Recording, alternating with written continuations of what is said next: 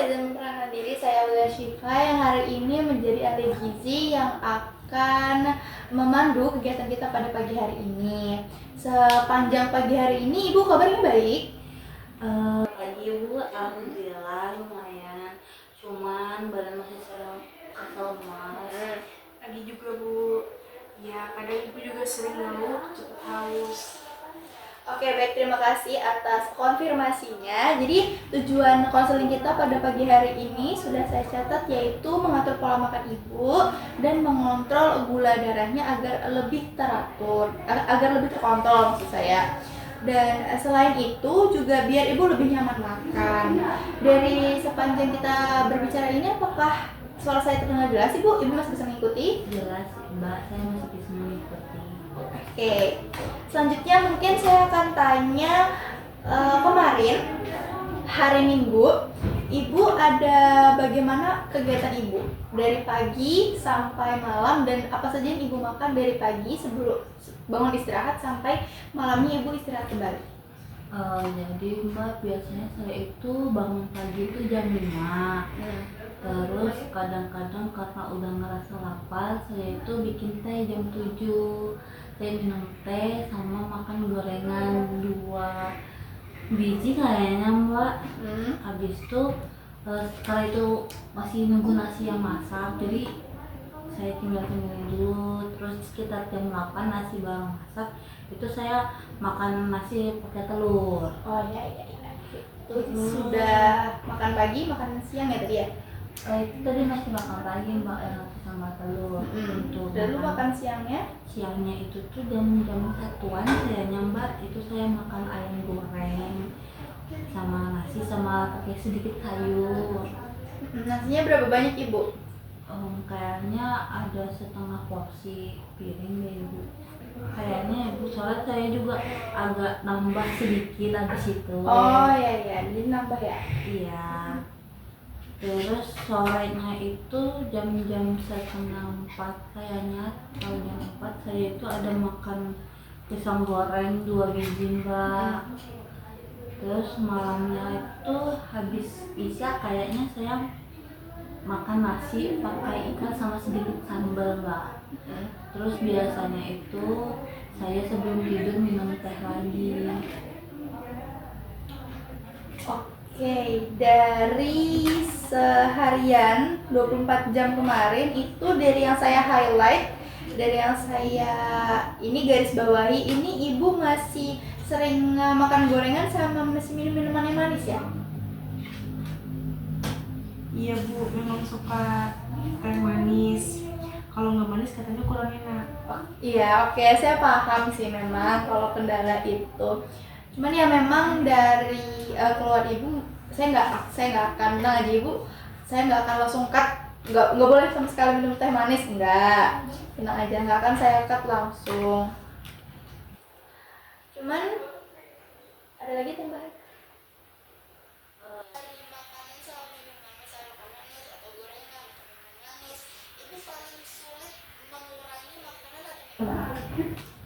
Kayaknya minuman deh Mbak, soalnya udah jadi rutinitas saya juga. Jadi kalau nggak minum saya itu kurang gitu Mbak.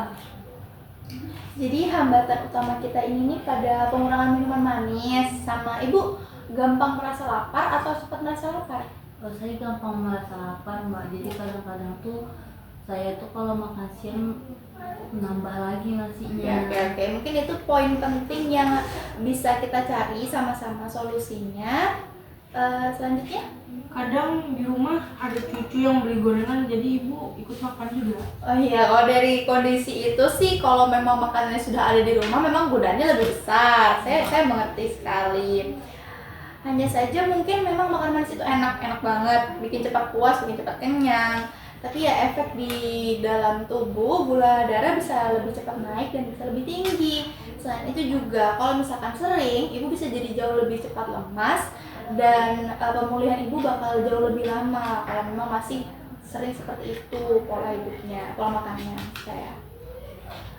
Gitu ya Mbak. Saya emang sering sih ngerasa lemas akhir-akhir ini. Tapi saya kira itu karena saya kurang gula.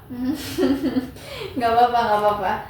Oke, tapi dari cerita kita kali ini, ada hal baik nih yang alhamdulillah bisa jadi langkah awal.